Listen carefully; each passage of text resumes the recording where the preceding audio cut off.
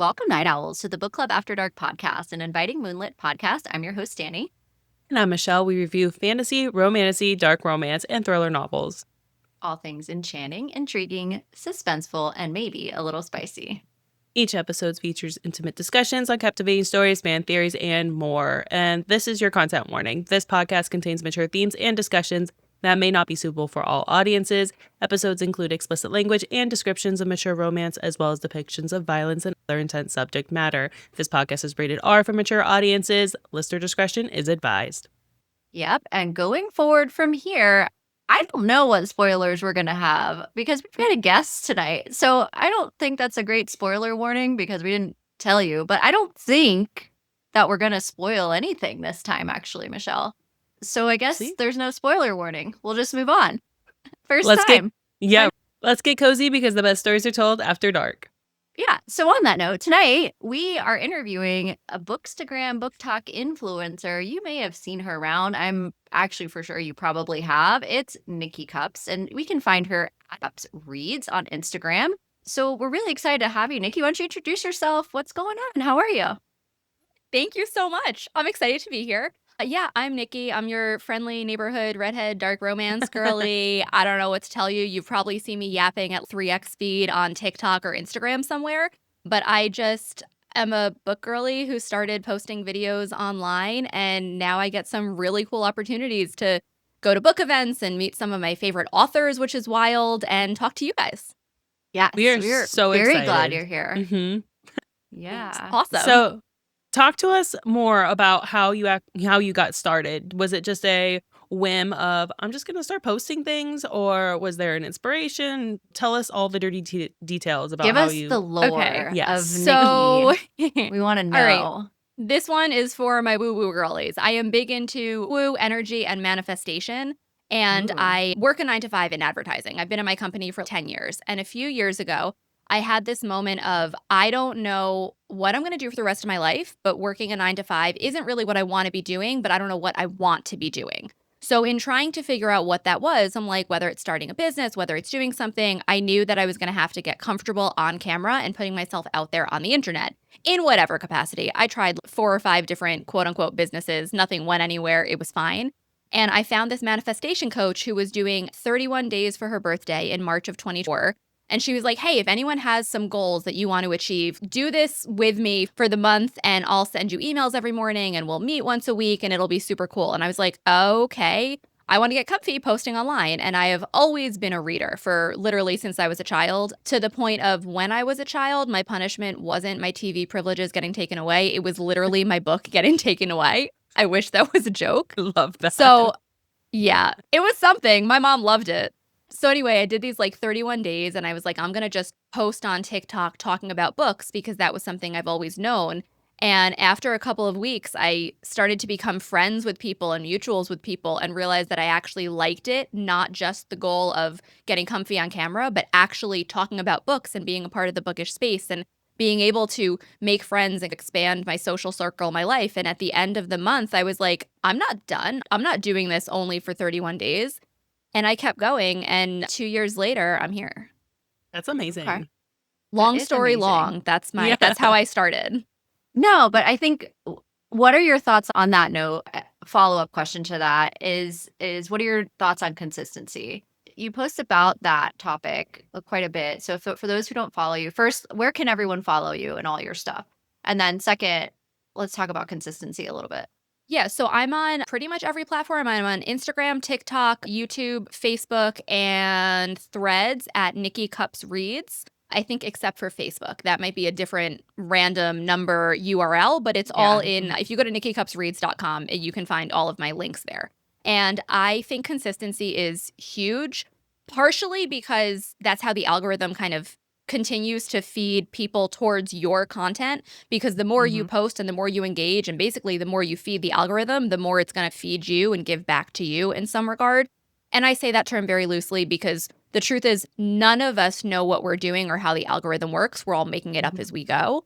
But yeah, truly. And like, okay, have you experienced the phenomena of I'm just going to throw this thing together and I'm going to put it up and I like it because I like it, and it just explodes. And then the thing you think really hard about, you're like, this is really good content. This is like 100%. really meaningful. people are going to get so much out of this, and you post it and it does nothing. Nobody Yeah. looks at it. You're like, what It's the ones happened? that you say, screw it. And I kind of like that mentality. I've heard the Mhm. fuck it mentality does better than this is going to work and trying to be like toxically positive, even though I am toxically positive. But I feel like the fuck it mentality works because you're saying, okay, I'm just going to post it and I don't even care what happens. You are quite literally detaching from the outcome and saying, I don't care what's going to come of this. I'm just doing it because I think it's the right thing to do.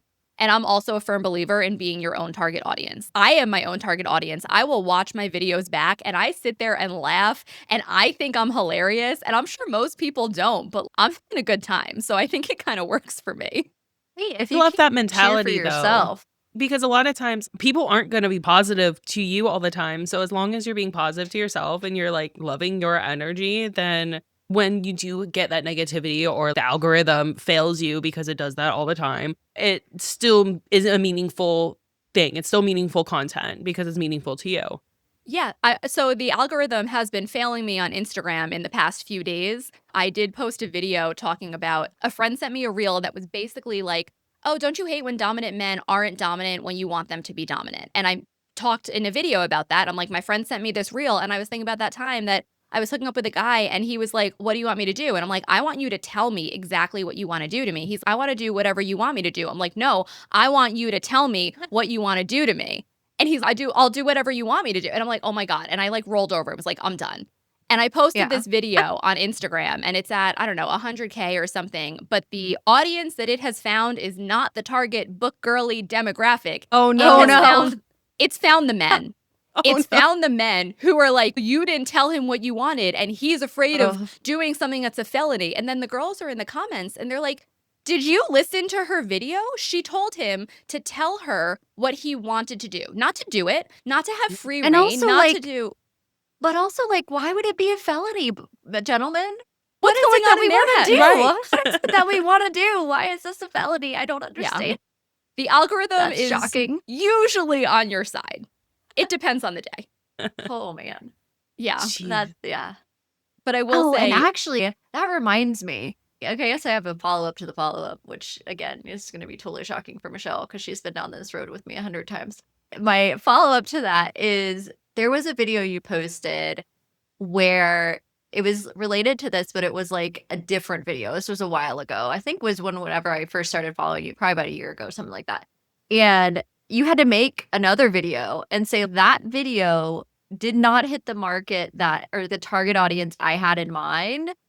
And now I need to make another video. And I can't remember for the life of me what it was, but let's talk about your experience with that and with maybe predatory comments you've had, or maybe DMs that you didn't want, and how you navigate that and what that's felt like. Because I think sometimes the fear of getting started can be like, what is that going to be like if that happens? And how do I navigate that? And what do I do? Yeah. Okay. No, so let's talk about it a little totally scary. So that one, I don't know if I ended up posting a follow-up. Oh, was it about the good dog thing? Yes. Oh my God. That's the Okay, one. that's one of my favorite videos I've ever posted. I'm not gonna lie. I was so All right, proud so of walk that us through one. the story of that and then the aftermath real So quick. the that our story guests- is, and this is also my advice to anyone who wants to start, like I have ADD and I'm like, ADHD is your superpower. That is going to be the reason for your success on social media, because I think that people are so used to, and I've made videos about this too, public speaking is that we think of as public speaking is talking very slowly and enunciating and being very solemn almost. And on social media, that's not going to do anything. That's going to be the reason you don't succeed, honestly. You have to let your personality through. You have to be authentic. You have to like be yourself and let that shine. And the way that I explain that is I let the intrusive thoughts win. That's how I come up with half my content. I just let the intrusive thoughts win. So this was one of those instances where I was like, I have an intrusive thought. I'm going to put this on the internet because that's always a great idea. And the intrusive thought was, do you think men ever get a female dog so that they can go out in public and walk their dog and say good girl and see who looks up? Because like I'd look up. This is a valid question. By that. And the men found that. Oh. But it was, I will say that was, this was like a very big clip. I remember. But I it will went say that was viral. like pretty positive in the response, where a lot of it was like men going, I'm going to the dog shelter today if anyone needs me. And it was a lot of, oh, this is a good idea. She knows what she's talking about. I haven't done that before, but I'm going to now. And that kind of took, I don't want to say took off, but did pretty well. And there is a guy who, I guess he has built, or at least most of his platform right now is basically doing reaction videos. So he did a reaction video to that one of me, and that one went like millions of views viral. I had multiple friends sending me his video going, hey, someone sent this to me without even knowing that I know you. And like, it was very surreal. That's wild. Yeah, it was very weird. And he actually recently reposted that. And I was like, this is great that you're sharing it, but can you tag me, please, and thank you? And he ultimately did. So that was a good thing, and I'm glad he responded accordingly. But yeah, so that was a favorite kind of viral video that I did end up responding to going, wow, this did better than I thought, or wow, this reached a different audience than I thought. My target audience is myself. I'm a book girly. So when I do these silly videos, they're intended for the book is for it to resonate, and like, sometimes when it reaches a different audience, I'm like, oh, I forgot there's other people on the internet over here. Yeah. That's great. I have one experience with that. And when Steven, who you know in person, who we have yet to meet in person yet, loves to remind me of every time they're on the show. And I made the mistake of telling them about that one. We had one, I had to take it down actually. I had one viral reel that I took down when we first got started that I was warned about. Michelle warned me about this warned very her. thing. And she warned me. I'm so scared. And I was like, surely they can't be that bad. It's barely anything. It's not even going to be a big deal. So I wanted to film a reaction video of me finishing a Carissa Broadbent book. It was 2 books ago now. I wanted to finish with my reaction because it's a cliffhanger in the next duology series. So I was like, oh, I'll film myself reading the last chapter and just my reaction to what's about to happen. And so I filmed it, thinking nothing of it. I post it, and I didn't even think about it really, but my toes were in the shot. I told her. Her feet were in the shot. Her feet were in the shot. I'm like, no, you shouldn't post it. Your feet are in the shot. She's like, or put a sticker on it or something. It's fine. No sticker. And it was like, it was all far feet. away too. It was like, it wasn't that far. Her foot wasn't like, it wasn't front zoomed center. in. It wasn't like right, the but the feet focus people came of the video at all. They came through, found her in force. Oh, they Did found anyone me. offer you And money? then like all these extra. No, one guy said my feet were AI. He's like, those are too perfect. Those aren't real toes. There's a 6th toe in there. I'm like, sir, there's definitely not a 6th toe. And I appreciate the compliment, but oh my God. And then I had a whole bunch of emojis that I I know what they meant.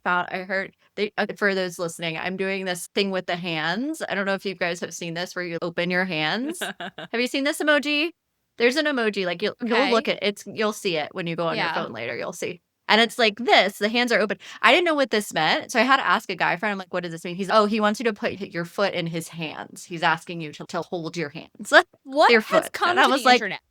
so actually I worked out that these people were sending their people because all the comments we were getting were just about that. And then we were getting DMs about that. And I was like, all right, I'm taking this down because this is not it. Not our intended This audience. Yeah, no. And like, I know all engagement is good engagement, but is it really? That's uncomfy. A little uncomfy. I got a kick out of it, but obviously not my feet. Pun Her intended. feet. Absolutely.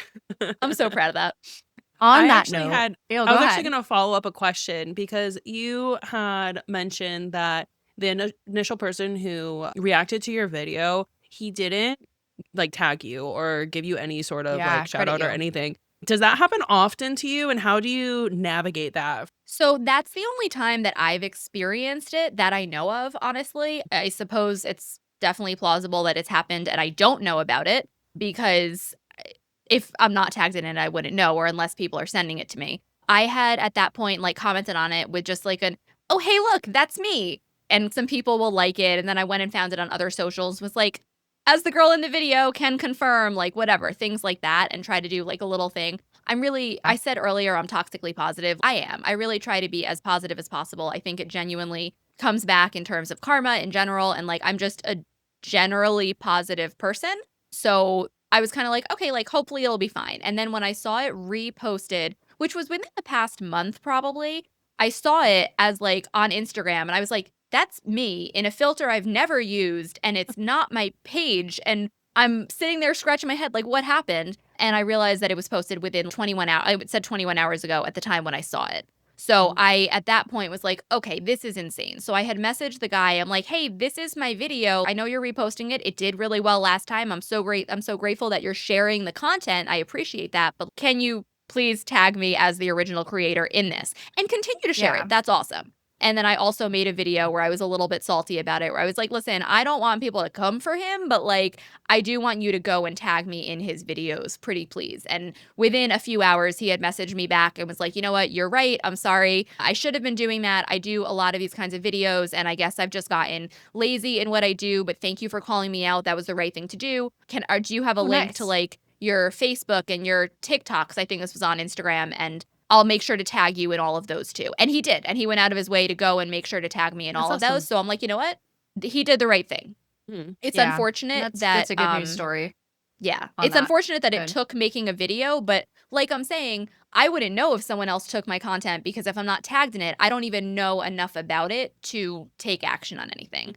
Right. So I will say, in terms of a positive outlook and how to be conscious of this, is I look at it as anyone who's doing that is still sharing the content. Your content is Right. still getting out there in the world. And if you're doing it for the right reasons, then what you want is for people to see your content. And hopefully that makes them smile, gives them a book recommendation, or makes them laugh, or makes them get introspective and think about something, or whatever it is that your goal is for making content. If the goal is to share it, then everyone sharing it is going to be beneficial. Sure, you want to get the numbers, you want to get the recognition, you want to get the tags and the follows and all of that too. But I think if you're doing it for the right reasons, that will come. Yeah, agree. I think the only thing that I can say on that note is if you're someone coming into this space that wants to not have their face out there and you're creating, which there's plenty of these book review content, or we didn't get a map, this is the map I think it would look like, or this is the description of the magic system. This is we have had a couple of our canvas that Michelle has made because she's very crafty in Canva. These beautiful canvas for us with beautiful imagery and all that. And I'll be honest, we would watermark a little bit and have some of our stuff on the side that says Book Club After Dark or our branding and whatnot. And we've had some of that stolen and not credited. And they would cover our work with their stuff and then post it. We've had that happen a couple of times. And it's at that point, it's just frustrating because that's stuff we've seen that other people have sent to us or said like, oh, Yeah. did you make this or did someone else? It's like, no, we made that. They covered our stuff with theirs. And it's at that point, what do you do with that? It's not flattering. You just outright didn't do the work and took our stuff. Right. So that's a risk, right? And I think that often doesn't always happen, but when it does, it's frustrating. And it makes you not want to continue to post that type of content. And I think that's a valuable piece to this kind of whole conversation we're having on the subject is once you start posting, you start to figure out what works for me, not what does well, but what do I feel good about? What do those types of feelings kind of come up. And while it's flattering that they took basically Michelle's work, but they're taking it for their own gain. They're not taking it because they're trying to give us credit or they're trying to give you credit in this case for the viral video. The initial reasoning behind it was, I think this will do well and it's not mine. I'm going to take it and repost it and make it my own and not credit It's anyone. so hard though. And I Yeah. think I think some people are afraid of doing that and having the wrong online etiquette in what they're doing. And I will tell people, like I do content coaching on the side, and like I will tell people it's okay to, if you see someone who does a video that you like and you like their trend, if you're taking it word for word, if you're going to do that, at the very least, tag it and go inspired by. If you see IB in the bottom of a caption and tag someone inspired by, as long as you are giving someone credit and saying that, or reference it and go, oh my God, I loved their thing so much that I had to do it also. I think as long as you are tagging someone in it and giving them their props, that there is nothing wrong with, again, sharing the content that we like to share. But if you're taking it for your own gain and not giving credit, listen, it happens by accident sometimes, and hopefully that can be corrected. I think and that someone happens a reaches lot out. with viral reels, like things that Mhm. are like music clips or somebody does. I can't think of one off the top of my head right now, but Like there's a any of the ton of them out trends. there. Mhm. Yes, Yeah. like any of the trends. The person who Mhm. originally did the trend gets lost almost immediately.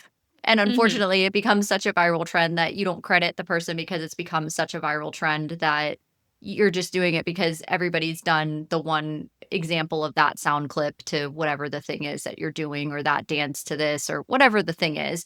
So yeah, I agree with you. We do our best to credit where we can, but a lot of it is there's in copying. There always has been. Like, the greatest form of compliment is to copy someone else. And so there's always been that phrase repeated of, if they copy you, then take that as a compliment. And so we do. I think we take it in stride. And there's just moments that can be uncomfortable. And I thought it was valuable to talk about that specific piece with you. But on that note, what has been your favorite part about being an influencer? And then on the flip side of that, and maybe you already answered this question, what would be your least favorite part? My favorite part is all of it is totally cliche, and that's really not a helpful answer. But I honestly, this is gonna sound interesting, but, like, my favorite part is who I've become for doing it. Like, I started Mm. posting on social media to get confident on camera, or not even confident, to get comfortable on camera, and in doing so, I have learned and grown a confidence that I haven't had since I was a teenager. I was a weird little teenager, and I loved who I was as a weird little teenager, and now I'm, like, a weird little teenager in a 30-something body. So, I kind of feel like I have come back into my own. And I'm big on like personal development in a lot of ways. And there's someone I follow, his name is Justin Schumann, who used to talk about how you find out more about yourself when you're recording yourself talking to the camera, when it's just, and he would say, just you and the big red button. And I thought that was so interesting because it's true. And I match the energy of whoever I'm talking to or with or in person with or whatever that is.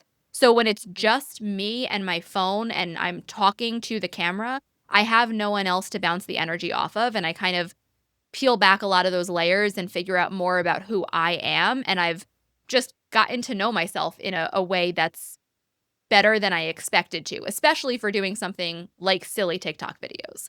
But Mhm. also getting to go to events and meet people is really awesome, and going to events and having people come up and know who I am is absolutely out of my wildest dreams. I never would have imagined it, and I love the fact that I have had a positive impact on people.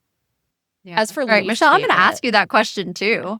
What's your most favorite now that we're on the subject? I know Nikki's our guest, but then I was like, no, what's I wanna know yours? what yours are. I don't even know. I want to know. I guess now I feel like on the spot. I made these questions, like not even thinking about what I would say to it. Honestly, being like a book nerd, and my degree's in English, and I always hated talking to English degree people because they're all snobby. Not all of them, but a lot of them with their literary majors, and all they talk about is I won't be Shakespeare. And offended, it's fine. no, no, I'll explain my degree in a second, though. okay. And like I full on literary degree, like full literature. I got really frustrated with a lot of like my classmates because all they wanted to talk about, cool, we all read the Norton anthology of Shakespeare. I don't want to talk about that.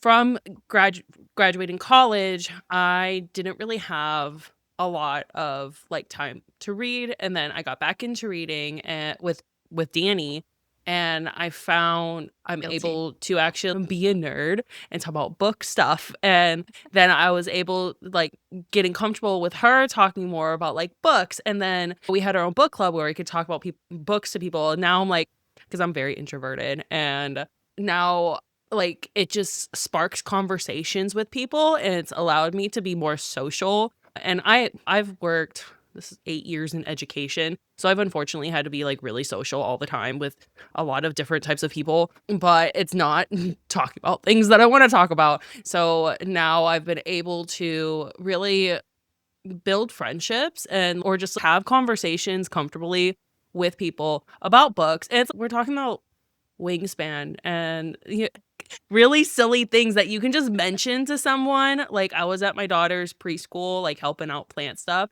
and I had my book club after dark hat on, and so we just started talking about like the new like Fourth Wing book that is gonna eventually come out. And so I don't know. It's just you realize your world is a lot bigger than it is, and that's hard for an introvert to think there are other people like me. Like I just want to be in my own space, and this is how I think and this is how I feel. But really there are so many other people that have the same thoughts, feelings, emotions, and interests as you. So that I think that's my favorite part about being in this bookish space, how it's expanded the community that I have. That just gave me my mystery Q&A question for you at the end, Michelle. Oh, right here That's no. in the old terrifying. noodle. In the noodle. You gotta wait for it. Oh, You're gonna have to wait okay. for it. Okay. I guess I can answer my own question. Yes. So my undergrad is in filmmaking and marketing business. And so when I graduated, I didn't actually end up during the time I graduated, we were in a big recession in our country, and I didn't really get to do a lot with it. I ended up going strictly to the business realm, worked in corporate, did a number of other things with my career, got my master's in something totally different, and it just fell to the wayside. My love of I've always been a reader too. It was always an outlet for me. I waited for all the Harry Potter books to come out, the whole deal. I didn't wait at the midnight release because, again, introvert, but I did get them same day. The next morning, I was there. And it was something I always enjoyed. And then when I got reintroduced, it was actually to Serpent in the Wings of Night, was like my first romantasy back into, I was before I read Akatar. That was the very first one. Read that and I just was obsessed from there. And I hadn't read in so long. And that led to getting back into this. And then we're running our book club, and the consistency of having people meet up was really challenging for a number of reasons. Career stuff, people going on vacation, things with their kid, whatever. It was always challenging to meet up again every month. And so Michelle and I were talking about it, and I was like, man, I need a creative outlet. I want to do something creative again. I need something else. And I think that we could do this. I think we could do it. Let's just try it. Let's try and do it. And I think what it's done too for me is it's on top of the introvertedness being able to come out. I felt like it also, on your note that you mentioned, Nikki, being in front of camera again, in front of it versus behind, and then also engaging the editing skills or dusting off a lot of stuff that frankly wasn't relevant at the time that I went to school because it wasn't how it is now. It's changed so rapidly. Social media has changed. It changes all the time. Algorithm changes, all the things. I just loved learning something new. I think I've always loved to learn. And I think that this community is always evolving and changing, and social media is changing, and things that are offered are changing. And I would think that when we talk about this with events, I'm sure you've noticed the initial first start of the bookish community and events was like slow. And we didn't know if it was going to take off. And it was post COVID. We're reading. Is this going to really be a thing? Are we getting back into reading long term? What's going on with this? And I think Michelle and I just really realized that yeah, there are other book podcasts, but who is like us? Nobody's exactly like us. Nobody's gonna put a show together exactly like us. Bookstagram, there's tons and tons of influencers out there, Nikki. And on that note, I'll have Michelle ask the next question, but I think this leads us really into a good question about feeling oversaturation. And I think what I'm getting at though is doing this because I enjoy it. We know there's other book podcasts. We know there's other book influencers. We know that there's all of those things, but it's not a discouraging factor. If anything, I think the amount of value of what we've learned so far over doing this has wanted us to keep doing it. We put out an episode every week. That's not an easy thing to do. It's a lot of No, work. it's not. And Yeah. so you can find that value in it, but I'll let Michelle ask the next question. I will say though, what you were talking about in terms of there's other podcasters, there's other content creators out there, all of that stuff. I'm very big on if someone else is doing it, doesn't mean I can't do it. If someone else is doing it, it means I can do it too. I would agree with And that. Yes. Yeah. I just think And it that's doesn't kind mean of- that you're taking away from them. You're not taking No. away views. You're not taking away listens, and vice versa. Any new podcast that reaches out to us that is starting out, Banter and Bookmarks, great example. When they first got going, their main people, they reached out to us multiple times. Hey, do you think we could be on the show? Hey, what are you doing to get better? Hey, do you have any advice? And we're always quick to offer any of them any advice. We love the fact that they're encouraged to reach out to us, and we have a very open door. Please, if we have the time, we'll absolutely reach out to you and get to you at a certain point. We've been really busy lately, so if you're one of those people, I apologize. But we really do are actively to reach out to everyone who reaches out to us with advice. But on that note, this is a good segue. Michelle, go ahead. What's the next question? Okay. So what advice would you have for the people wanting to start their own bookish social media page? So it's very easy to say, just do it. But it's really hard to actually just do it. It's this huge, daunting thing, especially if you're not comfortable on camera, if you don't know what your niche is going to be. And plenty of people are like, you have to niche down. You have to pick a niche. I disagree. I don't think you have to pick a niche.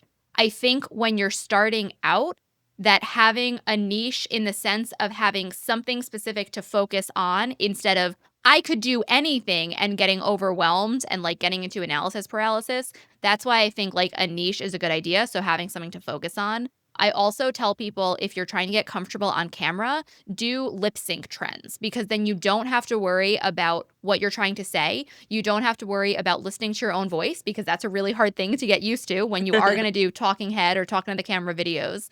And I think that the lip sync gives you an opportunity to figure out if you like how you're expressing yourself on camera, if you are doing face first camera content and everything.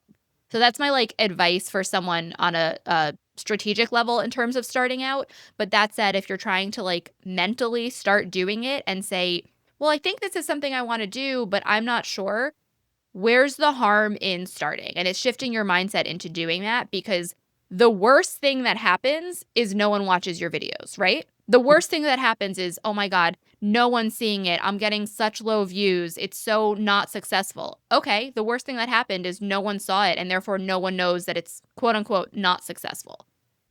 That's the same thing as essentially not doing it. So it doesn't hurt to try and do it and practice and start and decide who you want to be and do it for a future version of you. Okay. I don't know Let if me that tell answers you- the question. No, it does. But let me tell you, those lip sync trends piss me off because I'm like off by a millisecond and I can tell. So I'm like, no, I have to refilm it. And I didn't start right or I messed up. Oh, I have so many restarts of those lip sync tricks. They're really fun, but also it grows your patience. You have to It does. be really patient with And yourself. it takes practice for sure. Sometimes I can just bang it out. I will say 10 minutes before we got on this podcast, I'm like, I haven't posted anything today. And it's something that is important in terms of consistency for the algorithm, but also consistency for your own self-discipline of, no, I post every day. This is something that I do. This is who I am. So I was like, shoot, I need to post something. So I opened up TikTok, I went to the trending sounds and I looked at literally the first recommended sound and went, okay, I'm doing this. And I listened to it a couple of times and I'm like getting the words right. And I'm like, okay. And I set my phone down and I do it one take and I'm like, cool, I'm done. Sometimes there are probably drafts in my phone of 4, 5, 6 of the same ones that I'm never going to use, but for some reason I haven't deleted them yet. So it depends on the trend and the day and like all of that stuff. It's sometimes they're easy. Sometimes you just can't get it. 10 tries and I'm like, I'm done. I give up. Would you say that's on the least favorite side of doing this is repetition or of feeling chronically like you have to post? Because I've actually seen there were 3 or 4 in the last month or so of, and I need to go through our follows, but there were like at least 3 or 4 that actually posted saying that they felt the pressure of having to be present or having to do a trend was not the reason that they wanted to start their Bookish account and they're leaving because of it. They're not going to post anymore. And so I wonder, is that a factor? Do you think about that ever? Do you feel pressure? Because the way you worded it was really unique. It wasn't, I have to post because I feel obligated. It was, I have to post because that's who I am. I post every day. It's a very different way to say versus I feel pressured to do it. You're saying and I want to get into this because I wonder if this is manifestation part of mindset for you to say it that way. It's a very specific way that you worded that versus saying, I have to do it every day. No, that's who I am. I do this every day. So can you break that down a little bit for me and go into that? Yeah, so I mentioned earlier, I'm big on manifestation. I'm big on personal development. A lot of that includes subconscious reprogramming and that your words have power. They really do. And the words that you say out loud, that you say to people, that you text people, that you say in your head and everything have power because the more you say it, the more you're going to believe it. So it's a shifting your perspective and shifting the way that you want to approach things and talk about stuff. So don't get me wrong. There are times I'm voice noting or calling my friends and I'm like, I have to post today. I haven't posted yet. I'm not perfect. I don't do this all the time, but I am trying to be conscious of the way that I talk about it. And I am a content creator. I am someone who posts consistently and I post at least 1 video a day. And there have been periods in the 2+ years that I've been doing this where I was doing 3 to 5 videos a day. And now I'm like, I'm busy. Work happens to have picked up. I'm doing a couple of other things. I'm working with another podcast. I'm posting. There's a lot going on and I'm busy and I don't have the bandwidth to do 3 to 5 videos a day, but I am still someone who posts every single day. So I think in the 2 years and 3 months that I've been posting, I think there was 1 day that I didn't post anything. And it was actually a day that I went to go visit my friend Sam. and went to her house. And she's someone who I met through TikTok, and she's one of my best friends now. And I had driven the 5 hours to her house and was there for the weekend. And I think because of the drive and whatever, I just didn't post that day. And I remember being like, oh, shoot, I can't believe I missed that. But I think it's just about developing the habits of doing that. And they say it takes 21 days to make it a habit. So if you can commit to posting for a month, because that gets you past that 21-day mark, that just becomes something that you do. And there's a lot of different ways you can approach doing that too, in terms of trying to make it as easy as you want. So it can be batch filming. I do that. If there are times I don't usually record every day. There are times where I'm posting videos and I haven't recorded a single thing in a week, but I just have a boatload of drafts in my TikTok account that I can pull from whenever I want to do it. And I'll usually be like, oh, you know what? I washed my hair. I'm going to do my makeup. I feel cute. It's the morning and I like morning lighting from the natural lighting through the windows. And I'll set up my tripod and I'll bang out 5, 10, 15, 20 lip syncs or videos, or if I have thoughts and things I want to say. And I'll have all of these things ready to go so that I can pull from them when I want to in the future, so that it's not about, oh, I have to record and post a video today and I don't have enough time. I don't feel the creativity to do that. It's about, I have to post today. So out how to make it as easy as possible. Yep. All right. Can you tell us about your work with other podcasts? What has that been like? And what have you learned? What do we think about that? So it's a lot of fun. I think as a professional yapper over here, as someone who likes to talk in general, it's a lot of fun to see people having podcasts and basically taking the social media platform mixed with long form content and talking, whether it's interviews and all of that stuff. I think it's a lot of fun. So I currently work with a Smashcast podcast, which is Stephen Walker and PB Swamer. And that's something that I just fell into if you ask them, and I say this to them, I wormed my way into helping them with a podcast because I'm like, listen, I'm like already friends with Swamer, and I'm like already wormed my way into helping him with his own content. And I'm like, you guys are doing this and you're both hilarious. That's great. But you need someone to keep you on track. Are you kidding? Yes. So I kind of just wormed my way into saying, listen, if you want some help with doing that, just let me know. I don't want to overstep, but let me know. And that kind of got the ball rolling, and I ended up helping them out to do stuff with that. And I actually, in 2024, for a few months, had a podcast with another friend who I met through TikTok, which was Girls Gone Spicy. And we had fun talking about spicy romance books. And then I will say, I applaud you for doing a podcast every week and recording it and editing it and putting it out there and all of that, because it got exhausting. It was Very like, hard. it really, it can be really hard. So I think you guys do the same thing where you make it a habit. You guys, it's what you do. You are podcasters. You record every week. You edit your podcast. You post it on social media. That's just who you are and what the podcast is. And I think too, on that note, is like, there is so much work that goes into this. And guys, we're not making tons of money over here, just so everybody knows. No. This is not an incredibly lucrative business. Podcasting is very hard. There's a lot of competition. I don't want to ever say it's more challenging than social media, but I think in some ways it is, because in social media, you can just do a quick 10-second video. There's not as much work involved with this, because we also have to do the social media piece too. Not only do we have to do latest trends on social media, we also have the show and we have to promote it and we have to get that out there. And I think on that note of what does it take and what do you want to do to get started, something I always tell a lot of the podcasters is that don't expect that you're going to make maybe anything for a while, and be okay with that. And what I've seen, unfortunately, is we'll tell them that and they're like, okay. And then they can't do it consistently and they'll fall off. There have been, since we started, dozens. And I think dozens of podcasts that have to... started and fallen off in the time that, Go ahead, When and how did you guys start your podcast? Like, what was the catalyst for that? So that's lore. I'll let Michelle tell the story. That was an evil laugh. That is lore. Okay. That's a question. We've never been asked that like question on the show, Michelle. That's like the when first. Someone asks you about your background. Do you tell them the trauma story, or do you tell them like everything's okay? No, I want the trauma. Please tell me the trauma. Oh, jeez. Okay. Well, Well, okay. So I think it's time. We originally started as a 4-man team. Yes. And we had friends who really we talked about the podcast and whatnot, because we are talking about creating something because we had a book club together. And then these friends were like, no, let's do the podcast. Let's do it. We can do it. And like pushed us to do it. We're going to do this thing. We're going to post regularly. They're going to do the editing and the filming because they have their own business. And all their own equipment. All their own equipment. So it was very professional. We're gonna do this very high-end show, Right. and we know that it's not gonna make anything at first, and we're okay with that. Anyway, keep going, Michelle. Yeah. And so that's why our very first couple months of videos look very different than after, I think, January of next year or the past year. Last year. And yeah, so we'd have to film in batches because we were meeting in person, and we had the conversation of, this isn't going to make us money. We need to film consistently, though. This has to be a consistent thing if we're going to do it because it's taking a lot of time. I had to ask off work for multiple days. We were using Danny's house, so she had to move her family so we could film. And we were taking time out from our families and everything. It's like, we have to fully commit.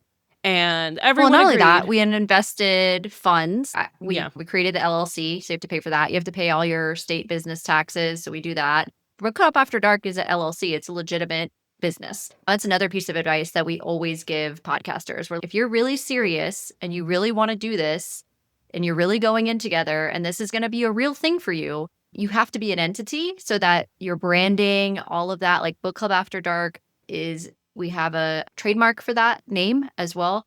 We'll talk about trademarks in the Down the Rabbit Hole segment. We're going to get into that very soon. Creatively, our just ideas weren't mashing up. It got really uncomfortable. We had set the expectation of we need to film and make sure we like edited because we had no idea about editing. That was supposed to be off of our plate, and we were just supposed to be doing like show stuff. And then the creatives, we were going to be the creatives, and I owned all the making sure the business piece was taken care of. That was me, and they were the logistics of all the editing and all the actual filming in that process. So, and then they just one day said, we're not going to film and we have to film something else. We have to make money, which is fair. They had this job lined up though for longer than they told us. And they just, it felt intentional. We don't know their heart, obviously. It felt like they were intentionally telling us at the very last minute so we could scramble. So we did. It felt very backhanded in a way, but me and Danny, we had thought of a backup plan anyways. So we already had started trying to film ourselves. So we had to buy computers because we don't know how to do any of this stuff. And a lot of it was they abandoned us because they thought we couldn't do it. And now we're going to prove to them that we can do it by ourselves. At least that's what my process was. Success out of spite is so real. That's exactly it. I'm like, you intentionally thought that we couldn't do this without you, and I'm going to prove to you I don't need you. So, and they're off doing their own thing, and I wish them all the best in love, that they have all the success in their ventures. Yes. But with our venture, we just needed to do this. Yeah. So how long have you two been Book Club After Dark, and the format and everything? A year and a half now. That's awesome. Yeah, it was January of last year that this all went down. So, that's really awesome. We started in October 2024. So by January, it had all fallen apart. Mm-hmm. We had to learn within like weeks. One of our last interviews with that team was the first time we interviewed Steven. Oh my God, it was so bad. He I don't think he even knows like how contentious the set on our side was at the time, and like how uncomfortable. Which is a testament to you guys and maintaining that professionalism and doing this for all the right reasons. Yeah, I felt so bad for him. Funny the way things work out though, because like I don't know the whole story and all this stuff, but it almost sounds like if that hadn't been the initial catalyst and if things hadn't fallen the way that it did, would you guys have ever actually started? Probably not. Probably not. We probably would have been stuck, honestly. Yeah, like, I feel like things have to. Yeah. Which is why no ill will, right? You know, I hope that they're really successful with what they do. From a business perspective, we learned a lot. But we have no ill will about it. We learned on the fly a tremendous amount about editing, about everything, about how we wanted to run our show, how much ownership we were on, how we want to talk on camera. So much that we learned. And I can't be mad at that at the end of the day. It ultimately made Book Club After Dark better, I think. And it was the right thing to have happened. So That I that's mean, the that's tea. what people should also remember in terms of if they want to start a podcast or if they want to start posting on social media or something. Whatever you start doing does not mean that's going to be exactly the way that it looks in a month, a year, 10 years. It taking any steps is still making progress, and you can pivot whenever you want. And things are always going to change, and it's going to work out in a way that ends up making sense. And hindsight 2020, and I love a cliche. I love all the cliches. I really do. You can look back on it and it's, oh, yeah, that part sucked, but hey, look at what came out of it. And it's just, it's cool to look back on that sometimes. No, Yeah, on that exactly. note, I have a follow-up to that. Have you, when you started creating versus what you create now, do you notice differences in patterns or things that you're like, nah, I don't feel good about that style of or like, do you just do anything now? Or do you feel like you were more reserved when you started, or are you more wiser about your choices of what you create? Has anything changed there? I think I just create from experience now. I think I said this already, but I let the intrusive thoughts win. I'm like, especially talking to camera. That's something, honestly, I should go back and look and see when my first actual talking to camera video was and compare a then versus now. I think that would be pretty interesting. Because at the beginning, I think it was just trends and lip syncs. And I think that's probably how I got into it because I didn't know what else to do. I remember so my TikTok account, because I started with posting on TikTok, was like my personal TikTok that I had started in March of 2020 when COVID happened and everyone was like, what's this thing? And what's actually really funny to me is the week or two prior to COVID really happening, I remember being in my office at work and I'm like a millennial, but I was born 92. And there was this definite Gen Z girl who I overheard her saying, oh my God, I saw this on TikTok. And I turned around, I kid you not, this is not even a joke. I turned around, I'm like, in the Kesha song? Everyone looks at me and I'm like, what's a TikTok? What are you talking about? And then fast forward to the fact that now I'm like on TikTok and social media. I just think that's hilarious. But I didn't know. So it was my personal account. So I had a handful of videos that if you scroll back are still there from like 2020, 2021, 2022. And then when I started in 2024, I was like, I already have a TikTok account. So I'm just going to start posting this stuff and kind of see what happens. But in terms of who I was when I started posting versus who I am now, at least on camera, I think I mentioned this also, but I've become more confident in myself in doing that. So like, I don't think I was necessarily more reserved, but I think I just didn't know at that point in time kind of what I wanted to portray and who I wanted to be and what it was going to look like. I think it just comes from practice and experience to figure that out. And there's definitely, I mean, some days where I'm a different version than I am yesterday versus tomorrow and all of that stuff too. So it's not like a linear progression of how I've changed. Like it depends on my energy and on the day and on the vibes. I'm big on vibes. That. Love that. Yeah. So we're going to go into a little bit more deeper on how you've worked with Squamer and Stephen Walker. So what has it been like on the podcast, doing events, all of that with them? And also, do you have a favorite event that you've attended so far? Or some tea with a story. We love some good tea with a story. I'll have to Something think you've been about to. that. Doesn't have to be necessarily about them.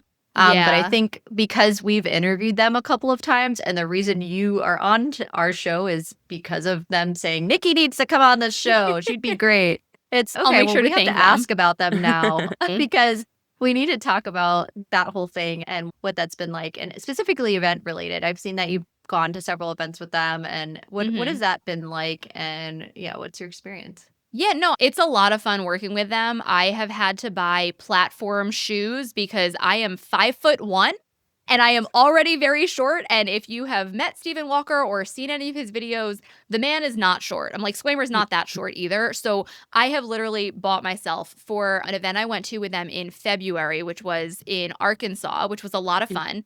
And I bought these platform boots that I think ended up being probably 5-inch heels with a 2 or 3-inch platform in there, because it was a Fourth Wing themed event. So I was like, this works for the Dragon Rider. We can do this.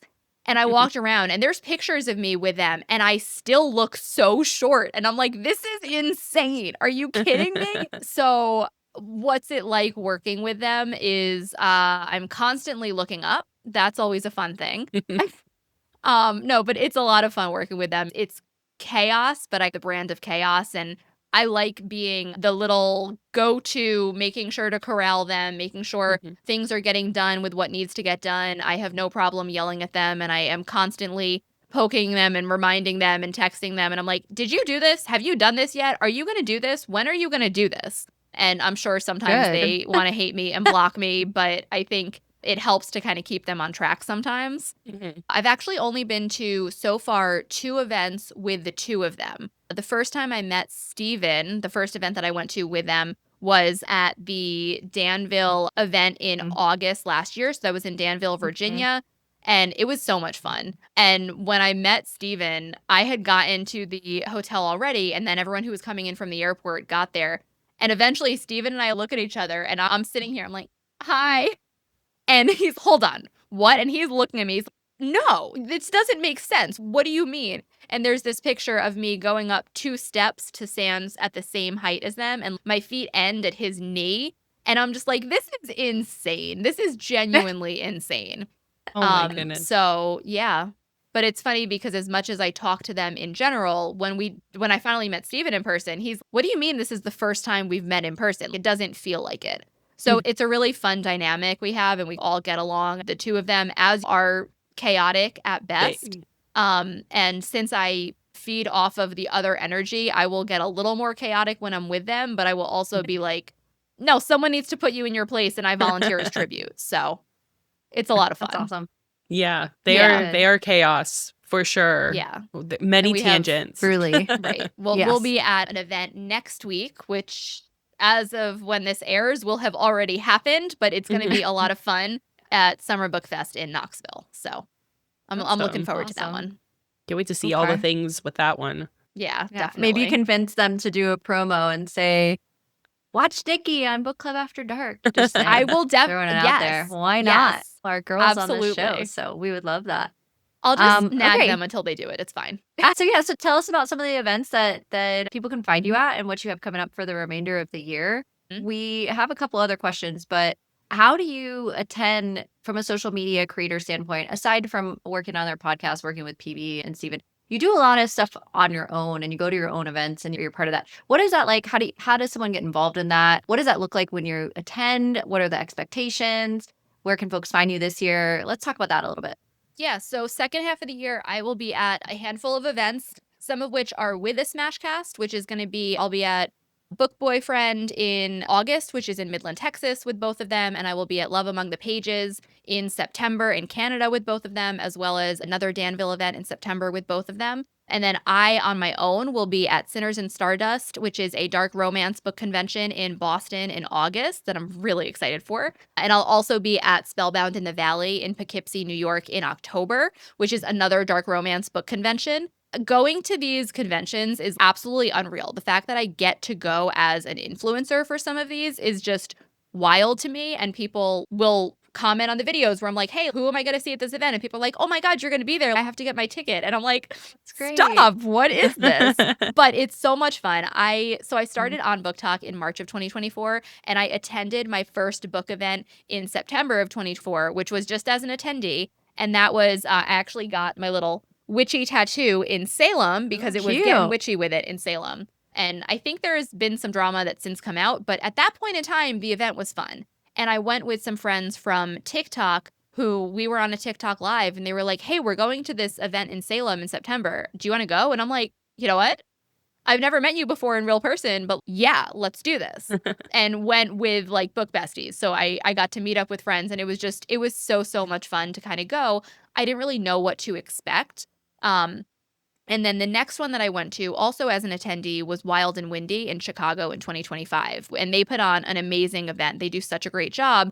And I definitely did not know what I was walking into. So I think for anyone who wants to attend an event, I would look up videos about people talking about what to bring and what to expect.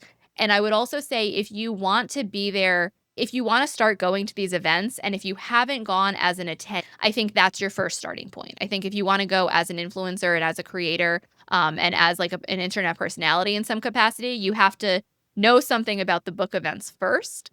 So that would kind of be my starting point for that. But I think they are so much fun in the way that these events bring authors into the reader space and readers into the author space and give you an opportunity to meet authors, to meet new authors that you might not know about, ones who are going to come in and explain their book to you and pitch their book to you. And I left Wild and Windy with, you want to take a guess at how many books? Honestly, it was insane, and my friend had to ship them to me. I Oh, God. walked out of Wild and Windy. You couldn't carry them all?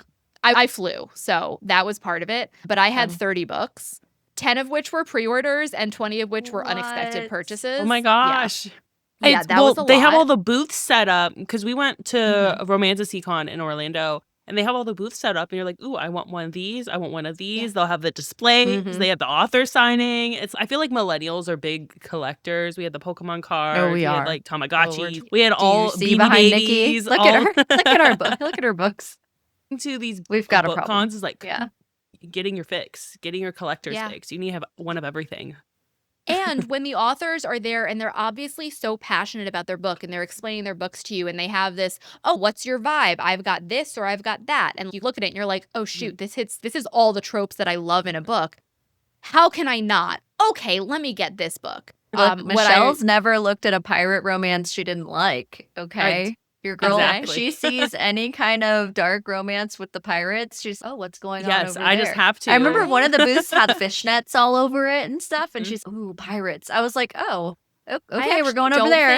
I don't think I've read a pirate romance. So if I were going to start with one as a dark romance girly, what should I start with for a pirate romance? We met an looking up. author, and actually Hold on. she was reading it while she was in labor. Okay, that's where we're at with this. Did that help her through the labor? Yeah, she did a video because I was like, oh, how's it going at the hospital? She's, oh, I'm doing a video right now. And she sends it to me and it's her pirate romance. I'm like, what is happening? What is going on? it? She's like this. Okay, so at Romanticon, Rhiannon Argadon is bloody black. Look at these sprayed edges. This is so cute. And there's She was artwork. so sweet too. She was really sweet, and there's artwork. So the artwork has to sell you on this book. And it's a standalone. What is that? Yeah. She just says, yeah. Yeah. I'm like, wait, what? Don't you know? Yeah. There's all these different characters. Yeah. So pirate paranormal? No. He's just large. Okay. We love a large man. Yes. And we may or may not have had some 18 plus graphic art that associated some of these books that I had to hide which in a those different go to part of my this- shelf because my those daughter who go will to these pick book apart con my shelf. events. Oh, no. Reminder, Yeah. they're usually 18 or 21 plus. They are not for children. There is a reason they are not for children. Want to make that very clear. Yep. Yes. Yes. I appreciate I the mean, These are artwork. adult I've been to events. ones where they've got not safe for work art on the walls and things like that, and as part of their booth, and things are out on display. So Yeah. these yeah. conventions are a lot of adult fun. Indeed, they are. Mhm. Okay, our next question is Fuck, Marry, Kill. So what series are we going to do this for? Yeah, as our guest. can help us. Have you guys read the Off-Campus series? No. Okay, Not No. Just Cakes. I know. Not Just Cakes, who was on here. So Natalie from Not Just Cakes, you've seen her. She makes all that. Yeah, she was on a couple weeks ago and she DM'd us and was like, have you read Off Campus yet? Have you watched it? And I was like, what is that? And then now it's unavoidable. It's literally everywhere. No. They're right there. That's my little okay, Off-Campus. what? That's my L. Kennedy section. Okay, give us I a read the pitch. books. Why do we need to read it? Yes. So I read these books probably 5 years ago. And my Oh. friend who made me read the books was the one who started sending me reels when we found out that it was going to be made into a TV show. I'm sure you've seen all the videos and the reels and whatever. You know a little bit about the characters. I am a Dean De Laurentiis girly through and through. I don't care that he's a blonde man in the show. That's fine. But the books are just, they're hockey romance, but they're so good and they have so much depth. And I think the show did a really good Okay. job. I did read them 5 years ago, so there's a lot that I don't remember, even in rewatching or in watching the show now. But oh my God, it was so heartwarming to watch the show. And I'm not even kidding. I was sitting on my couch, kicking my feet and slapping my legs and giggling. And I was like, this is just so good. So if you were looking for a fun little feel-good romance that has enough drama to keep you there and all of that, it's super good. But the books, they were just so much fun. Okay. Mhm. Fair enough. Do you guys Well- like hockey romance? Or I have darker not- hockey like it. romance? I haven't haven't delved really into it done- before. no, I'm not okay. opposed to Haven't. it. Because if you want not so opposed. I should really make this a video, but I think if you like Off Campus and you want the hockey romance vibes, but you want it to be dark romance, I love the series by S. Massery that starts with, I think, Brutal Obsession, Devious Obsession, and a couple of others. They are I think I've seen on those. the side. They are, you can't see them, but they're on the side over there. But Okay. those are really good and they're dark. There's a whole menu of trigger warnings, which is just one of my favorite things. That sounds good. Yeah. Yeah. With chasing, with stalking, with primal play, with safe words that aren't really safe words that are just based on their dynamic. They end up, if you say stop, I'll stop. And she's, no, don't. And he's, you didn't say stop. And so it's got the dynamic, and maybe I'll reread those. So anyway, those are S. Massery books. If you want dark hockey romance, I think that's good too. But that doesn't really help with the fuck, marry, kill. No, we're still back at square one. That's okay. These were great recommendations. So for our listeners, if you've read or watched or done any of that, if we should also partake, if you have any thoughts or feelings for Nicki, obviously leave a comment. We want to know, but it really help us with the fuck, marry, kill. So let's do. We can do. What's your favorite release coming out in August? So we can kind of backtrack from there. What's coming up? I'm looking forward to this year. Not the right one to ask for that because I'm really bad at keeping up with things. I am all about vibes. I read like when I want, what I want. I'm like, I just got myself a new Kindle. It came in the mail today because my old one is 7 years old and it's so slow. And I'm like, maybe if I get a new Kindle, I'll read some more. So I'm going to find some more stuff. No, literally. Yeah. But for Fuck, Marry, Kill, do you want to do a dark romance? Do you want to do the Bryn Weaver series? Or I was going to say if we want to do an SJM, either characters or even like across the 3 series. Okay. Across the 3 series for SJM is, I'll let Michelle pick 3.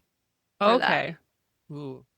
I know who you should include, but I'm not going to judge for who you include. So you can choose pick your poison. Who I should include. Okay. So Fuck, Marry, Kill. Okay, so across the 3 series, I'm going to pick Dorian, Azriel, and... The correct answer is Hunt. I wasn't going to say Rune, Hunt, though. I was going to say Rune. Yes. Yeah, I was going to say fine. Rune. Okay, fine. So Dorian, Rune. Azriel, or Rune. Those are my 3. Oh, okay. Who we fuck, marry, killing. Okay, Dorian, Azriel, and Rune. So, I'm going to talk through the whole thought process for this one, there we go. So you know. So Rune Dannon knew 3 things with absolute certainty. That's important. We can't kill him because those are important things. So it's either going to be fuck or marry. I don't know. Dorian and Azriel. You know what? Honestly, this might be a little bit It's all controversial. But for you. I'm going to kill Dorian. Because I liked Manon and Dorian, but Dorian didn't do it for me. Part of it is I read Throne of Glass in a month, the series. Okay. That was a lot and insane, and I don't think I did it justice, and I think I would have enjoyed it more if I had done it in more than 28 days. So that was kind of tough, but I'm like, that didn't really do it for me. I feel like Azriel, I'm going to fuck Azriel. Whatever color you want me to bleed, you tell me to bleed. I was like... No, I mean, there was some moments. I'm not happy about killing him. I'm not smiling while I do it. But, and then I'm going to fuck Az because you gotta figure We need to know the wingspan. We need to know. I need to know. For pure investigative purposes, tell the book girlies. Like, we need to know. That's important. The bigot. I need to know. For science. And Michelle like he's a tortured soul, and I'm like, there's going to be, the trauma is going to come out in some ways, and we're going to have some fun. But I feel like Rune Dannon he would go to bat and lay, like, I feel like he's the one to marry. I'm like, spoilers, didn't he like chew off his own arm or something? There was a whole thing. He was ready to do that. But yeah, so. He went through it. He did. He really did. And I liked him and Lydia together. That was a lot of fun. Yeah. So that's my answer. I'm going to fuck Az, marry Rune, and unhappily kill Dorian. Okay. What about you guys? Danny. For the same reasons, I think I'm just going to concur. I agree with that whole setup, honestly. Because I feel like the whole reason, we got to investigate, number one. So Az makes sense to me. Even though Rune, we know, is the obvious we marry because we already know that story. What if the Az one, what if we investigate and there's something that's not measuring up? You know what I'm saying? But I feel like we don't have that problem, but we just don't know that we don't have that problem yet. So just for science, But we also, can marry. can he use the shadows? That Like for science, we need to know. Yes, they're Yeah. under unanswered questions there, and there's a level of uncertainty, right? Mhm. So for those reasons, yeah. And then Rune is marriage material. Point blank, Mhm. we know this already. He will die on his sword for you if he has to. So we love that for him. Loyalty to a fault. Dorian, I agree. I loved him so much, and I also felt like in Throne of Glass, we don't get to see true closure for him, and that bothers me. And I'm so hoping that eventually in one of the things that she releases at some point later, we finally get the Manon and Dorian closure that we all deserve. But I agree with you. I would agree that for several reasons that makes sense what you picked. So, Michelle. I just did my Tog reread, so I'm in my feels about Dorian because it's all fresh. Okay. It's all fresh in my head, and the amount of sacrifices he went through that, That's fair. and I would marry Dorian. Not that I All right, would. I was going to say, our guy deserves a good Yeah, marriage. He he does. does. He does. does. He is. With him and Manon, it was too open door. The invitation was there, but we didn't get a clear answer. Yeah. And that's really hard because I don't want to kill Azriel. No. At all. But I feel like We don't know what we don't know. exactly. And I feel Yeah, like that's Rune fair. would be a better time, to be honest, based on what we know. I know we know his wingspan, but like literally the first scene we have is Rune. He's literally, I'm sorry, like, do we remember the opening scene with him? He's Yes. so Yeah. he knows what he's doing. Oh, 100%. So I feel like He's well-versed. that would be a good time for sure. Good time. Azriel, I'm sorry, with his secrets, they're gonna have to die They're with just him. going to die with him. Okay, then. Mhm. Which breaks Yeah. my All heart. right. So that was hard. Yeah. All right, Listen, last none of us question are before- happy about who we're killing. We got No. this. No. And so last question before we move on to down the rabbit hole is, what are you reading? I am currently reading a Megan Quinn book that I need to remember the name of. I am listening to it, which is Till Summer Do Us Part.